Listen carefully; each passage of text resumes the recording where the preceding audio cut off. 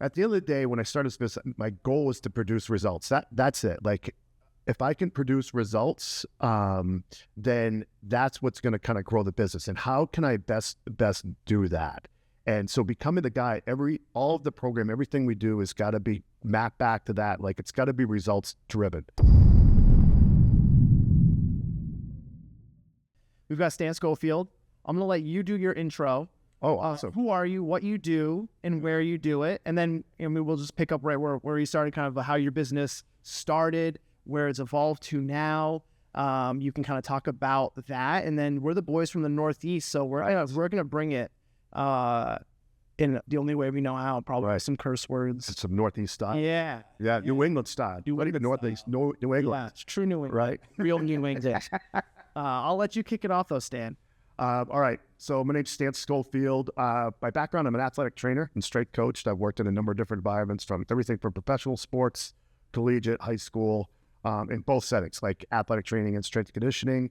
I started with Parisi Speed School in 2008. At that point, I worked for a large orthopedic group, and came up with this concept of, opening up a performance center that also included like orthopedics, sports physical therapy, and then sports performance.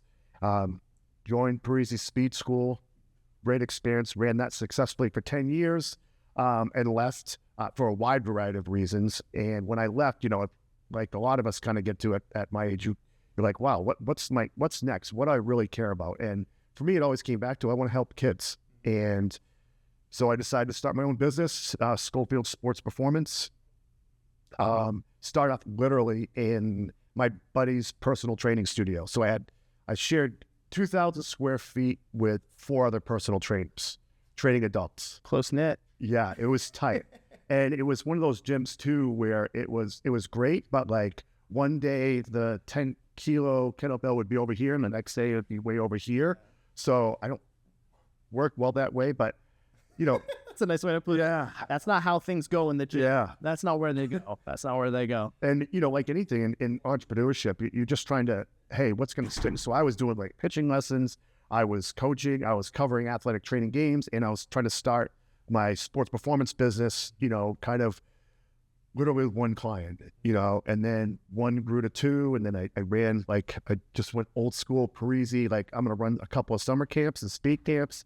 Did that, got my name out, and grew 2, became 5, 5 became 10. The next thing you know, it's chaos because I'm trying to train 15 kids, in semi-private group after group after group in this 2,000 square foot gym, and in which I probably have the length of this screen of a space to kind of work with adults being over here. Yeah. And the 10 kilo kettlebell over there. Yeah, it was doing that. And I literally, from there, I was able to, the space I was in when I ran the Parisi Speed School, they closed it like 4 months after I left, and it was available.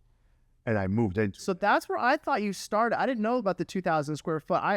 I had heard that you were back in the same spot where you were, which is large. Yeah. So it's a huge facility, great facility. Yeah. Okay, continue. I didn't know. Yeah, no, there's a backstory behind it. Like it wasn't just like I turned around like, okay, I got business and look at all these athletes. Like it was literally one person. Yeah, I love the overnight success stories. Yeah, I love it.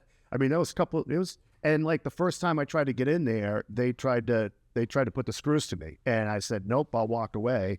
And it took me another full year before we were able to kind of get back in there, and it was a hard road. Like it was a hard, rough road to get to that point. Like, everybody kind of hears about the entrepreneurship story. They think like, oh, it's great. You got your own business and you can make your own hours of this. They don't tell you about like the dark times. No, it sucks. Yeah. And you're alone. It's really hard. Yeah. It's super lonely. Yeah. It's a great way to describe it. Yeah. Very lonely. They don't tell you that. Like, who do you talk to with these unique problems? Your friends, your family, they don't understand.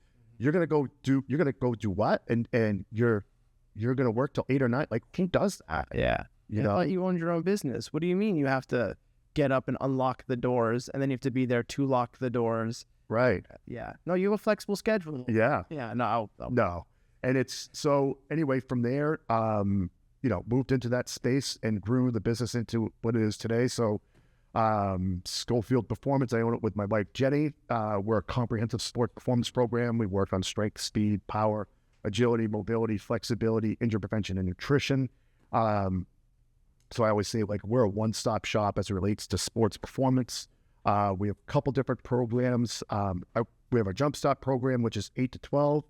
And then we have our Peak program, which is a blend of one-on-one and semi-private. I think the difference with us is my evaluation process is much more comprehensive. All of our training is individualized. So, like, all of our programming, we write new programs for our athletes every 4 weeks. They're all individualized to them, and we really just have grown with a model of, like, individualization, kind of more higher ticket.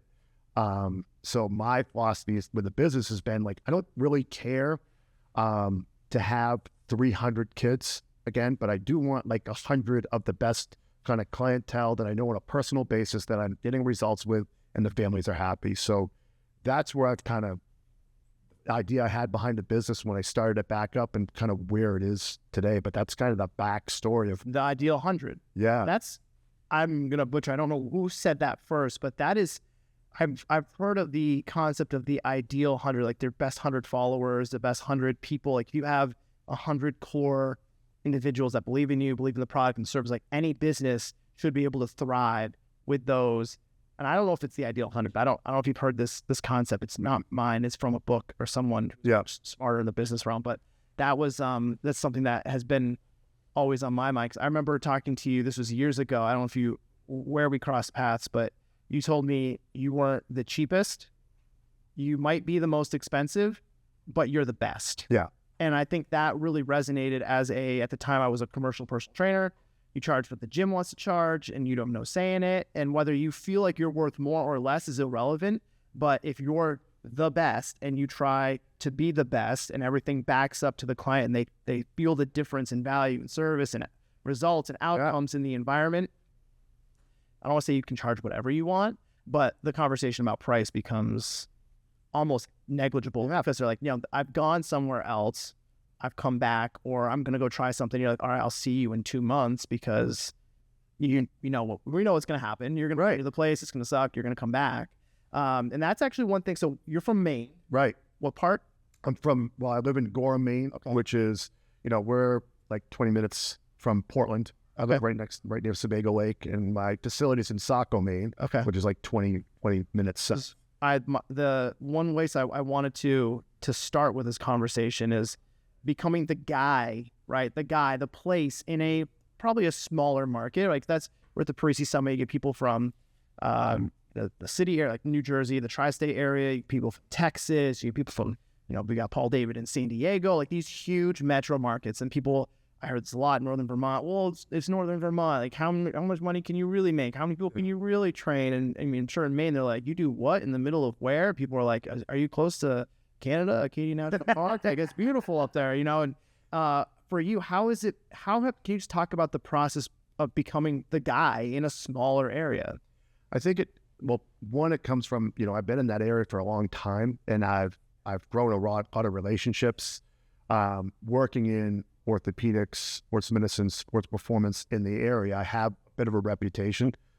People can say what they want about me, right? Yeah. But so that's part of it. Like, people kind of know me. But the other part about it is like, at the end of the day, when I started this business, my goal was to produce results. That's it. Like, if I can produce results, then that's what's going to kind of grow the business. And how can I best do that? And so becoming the guy, all of the program, everything we do has got to be mapped back to that. Like, it's got to be results driven. Anything I bring on, when I bring on output, when I bring on some of these other training modalities, like, it's got to map back to, how is this going to help me get results to my clients and help them realize that they're getting results? When I built my business, I said, like, what's the easiest way people are going to start noticing the difference? But besides the kids growing stronger and that sort of thing. And so I hammer nutrition. Like, part of when I evaluate people, right? Like, most kids, they come into you, they're 14 years old. They want to throw harder and hit the ball harder, whatever. But like you look at them well, like you want to go D1, but you're 5'9", 5'10", 150 pounds, which is a dime a dozen on any showcase program that's in the area. Who really stands out, right? It's those bigger, stronger kids that stand on the field. So until you kind of optimize your height to body weight ratio, right, you are not going to be at your full potential. So I hammered home nutrition in terms of I know the formula in terms of where you should be for your body weight, for your sport, for your height, weight. So now let's create caloric calorie model to kind of follow. And then how do you get there? I don't provide diets, but I'm going to provide you with the strategies about how to go get there.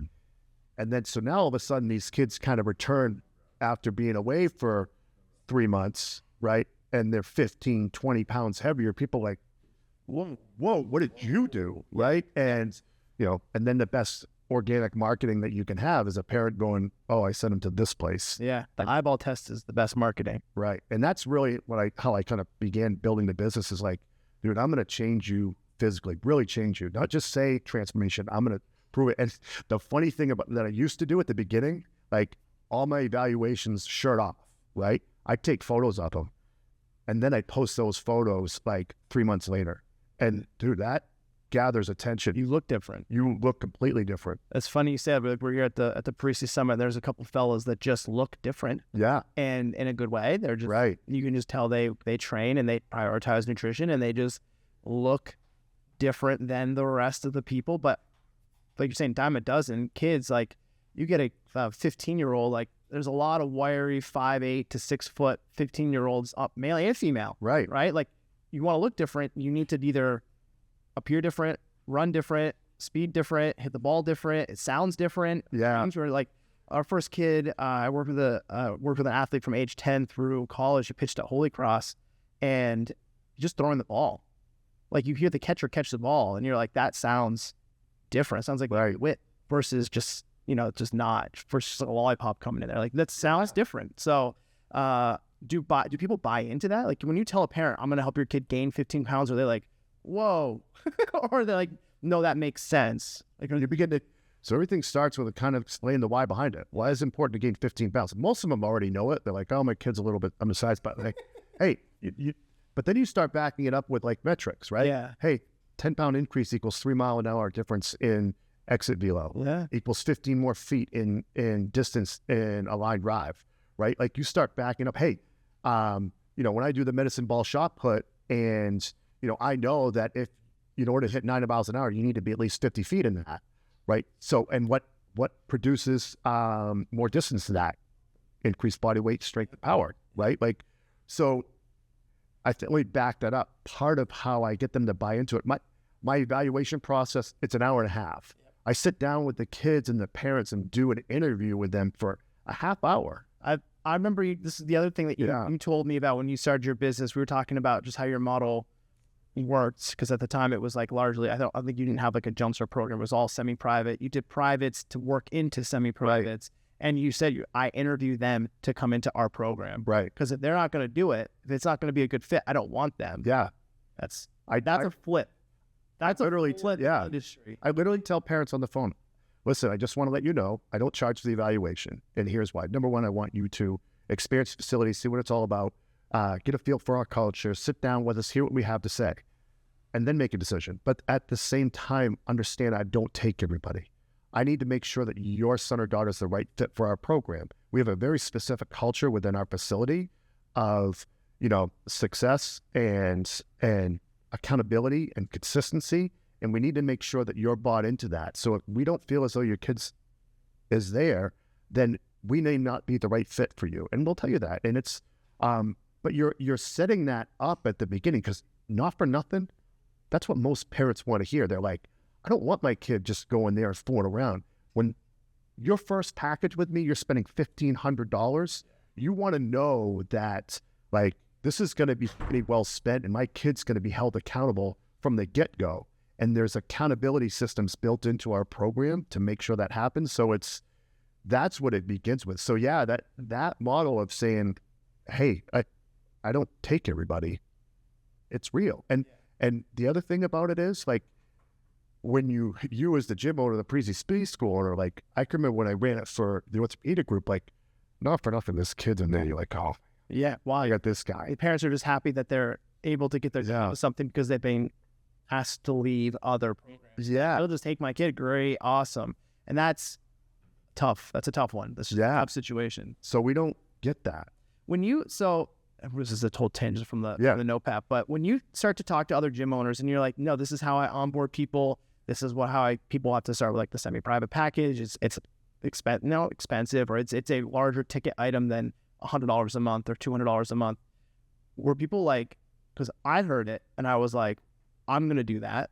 And I run my personal training business almost identical to what you just said, because it was from how a conversation years ago. Right. I'm like, this makes sense and it's going to make my life easier.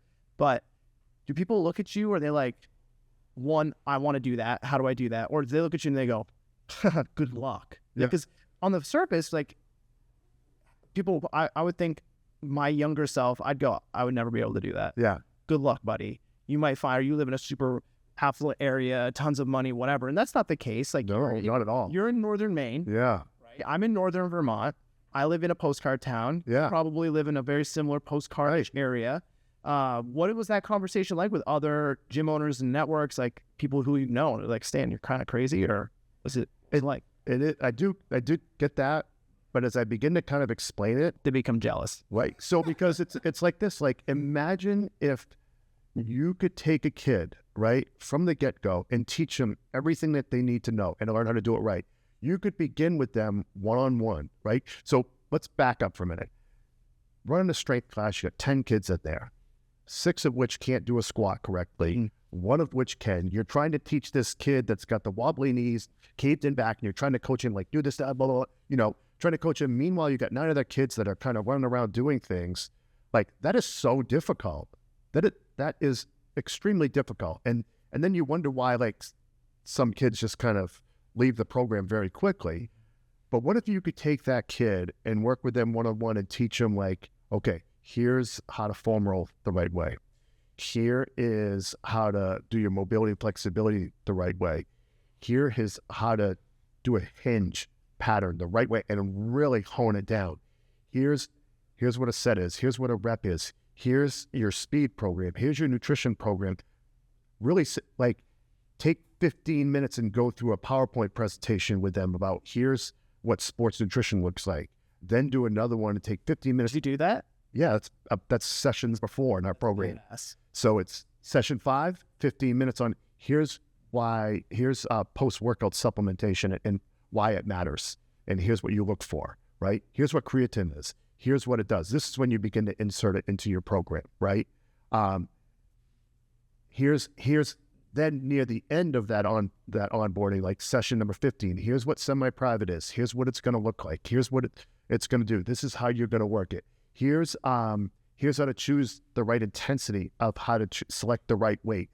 And you're nailing technique. Imagine if you could do that with that kid, and then when they transferred into that small group, like what they would look like, they'd be way more autonomous. And you as the coach, when you're managing 5 people, you're literally just being like, hey, you know what? I think you could go up 2.5. You're just as dull And you're a coach. Right. You're able to actually coach the person and not have to teach a movement. Right. Right. Coach versus teach. That's huge. And kids look like they really know what they're doing. Right. And you're getting tremendous results. Like, so that's when I said, I'm like, dude, I am going to create the best program, and this is how I think it's got to be done. If I work with you one-on-one and then transition you to it, that's going to work. And I have to, for me, the other big thing is I have to include nutrition into that, because that, everybody says it's 50% of training. It's like, say for you, yeah, are you implementing it? 90% plus, whether it's general health, sports performance, it's 90% plus. Yeah. And are you really teaching kids how to go about doing it? Teaching the basics. Hey, protein needs to be included in every meal. Here's the foods you could kind of eat. I'm not giving you a diet, but like, hey, in the interview, it's like, okay, tell me everything you ate yesterday. So let's start with breakfast. What'd you have? Oh, well, I ate a muffin. A muffin is nothing but a miniature cake, right? Where's the protein? You know you need protein because of X, Y, Z. Like, you begin to kind of explain that stuff to them, right? Like, it's so valuable. So it's like, yeah, it's hard, right? But when you start thinking about how that gets implemented and the end result. You systemized it, which could be a whole other conversation on itself, which we'll do someday in the future, I'm sure. Yeah. I didn't know you had it systemized to the session where you're saying, that's session 4, that's session 15. And anyone watching, listening, pause, go back 7 minutes, because I mean, thank you for sharing that, because I think that's what people need to hear to be successful long term. My one follow-up question is, that process, that started how many years into your career? Because it comes from like decades or years of experience and saying, how can I do this better? Coming from a model where you're intertwined with other things. And now, I mean, this is where people say, like, the entrepreneur, that's why people become entrepreneurs. People want to systemize something because they have the experience of, I can do this better and here's how. Right. Versus just, this place sucks, I can do it better, and then the conversation ends. Yeah. It needs to have because of, and that's what you were able to do. Right. How many years? Talking about your overnight success. Yeah, that was years. I mean, years to get it. Like you land in little areas where you're like, hey, this kind of works. Like I took it a little bit from the physical therapy model. You get a chance to work with the person one-on-one, and then gradually, like every model, like after a half hour of hands-on work with them, then you got to send them to kind of do some stuff autonomously. And I finally kind of clicked, like, this works. Also, I was introduced to the concept through a couple other mentors, right?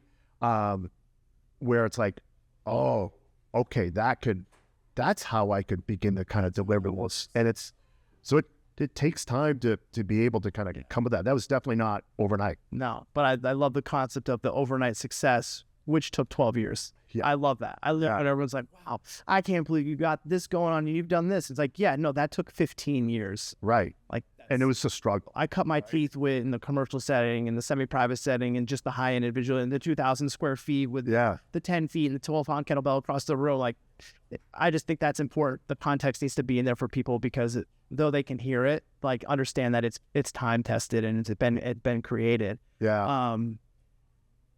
We've checked a lot of boxes on the sheet. Yeah. I love that. This conversation is dynamic.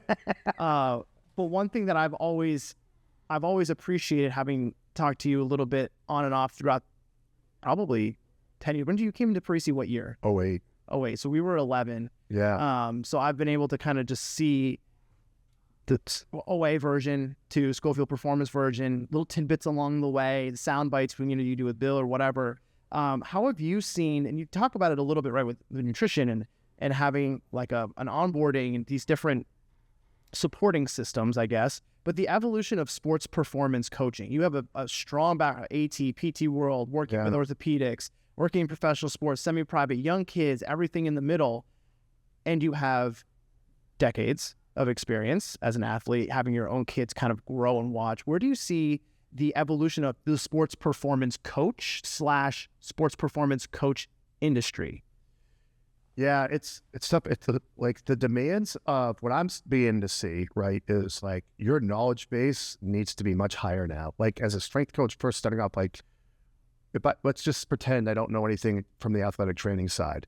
Like what is required now, like to be a higher level good coach, like beginning to understand the fascial system and how that begins to kind of work and how to train that, like understanding how, infrasternal angle begins to kind of drive a number of different programming notes as to how you're going to kind of keep hockey players healthy, like the level of like all the nuances now with program design in terms of, hey, what should come first, second, third, like that is a tremendous amount like of knowledge base you got to kind of come in with, right? It's, if you want to go into the professional sports world. Oh, you have to be dual degreed. Yeah. You can't just be a strength. You have to be an AT. You probably have to be a PT, AT, and S&C. Right. Like you have to have all of it. Like having all of that, understanding all these systems and how they work and how injuries occur and like, osteocomatics versus arthrochomatics and all that stuff. It requires a higher level knowledge base if you want to be kind of like at that higher level, like it's a lot. And I think now kind of going forward, I think the other thing you're going to have to begin to kind of combat is the whole world of AI where people can begin to kind of, hey, now I can develop my own workouts using AI, and how are you going to kind of combat that or integrate it or play with it? Like that's going to be, I think that'll be interesting. I don't know who that conversation is with, but AI and sports performance I don't know who's doing that well right now. It's still really early yet for sure. It's I mean, I've seen some like just AI, like I use ChatGPT a lot. It's okay, but it will never replace a person. But on the tech programming and supportive side for coaching, like I know it's going to make my role as a business owner / personal trainer easier on the supporting system side. But yeah, I like that. Like the future of it, like if you're 18, 19, 20, 21 right now and you're interested in sports performance, go ahead first into AI. Yeah. Do it now. Absolutely. Do it right now. And I think the other thing the newest thing, like it's always fun to be an old dog to learn new tricks, right? Like the opening of my eyes to velocity-based training with output, like understanding like what devices like that, like velocity-based training, understanding like RSI, ground contact time, like all the nuances about that, because that's where a lot of things, sports medicine, sports reconditioning, rehabilitation, like that's starting to become. Those have been more right, like RSI, those things have been there, but now it's accessible, better explained, and more applicable. And you could better test it. Yeah. Before it was like, okay, let's get you to do a counter movement jump off the box at this height. Okay, you got here. Now let's move the box up higher, but now you can just put this device on you and you can get it like that. And so beginning to really understand that stuff and how it works and begin to kind of program it, along, a periodization model, and nonetheless, like I think the other thing as a strength coach too, with the advent of how sports are going in terms of like, if you're a soccer player, you've got a high school season and then, 4 months later, you've got a spring, travel soccer season. So being able to kind of develop a year-round model for an athlete, and with as well as like those athletes that are two-sport athletes, they do soccer and lacrosse, and in addition to playing, a travel program, like how the direction of how sports are beginning to go and how much time it's consuming with kids. How are you going to be able to kind of manage their year-round athletic development model? I think is becoming something that's becoming more and more important. You can't just these days just give them like, here's a 4-week program and go do it without. Like that anymore. Yeah, because you'll get this, but then you're quickly going to get that. Yeah. So understanding that, I think is, and better models of how that can be applied, I think is going to be something that we're going to begin. Well, we're in it right now. And what are better ways we can become more efficient and effective in delivering that for our clients? I love it. We're going to do part 2 at some point. I don't know. We're not that far from each other. Right. We just I go 4 hours towards the ocean, and I'm going to be probably right around your area. Right. This was awesome. Yeah. No, this was so fun. Great. Where does this rank on pods you've been on? Oh, this is a lot of fun. There it is. Yeah. Let it know for people watching. Let it know. You want to come on, info@parisischool.com. Let's go. Let's make this happen. Yep. Appreciate you, man. Yeah. Thank you. Thank you. That was fun.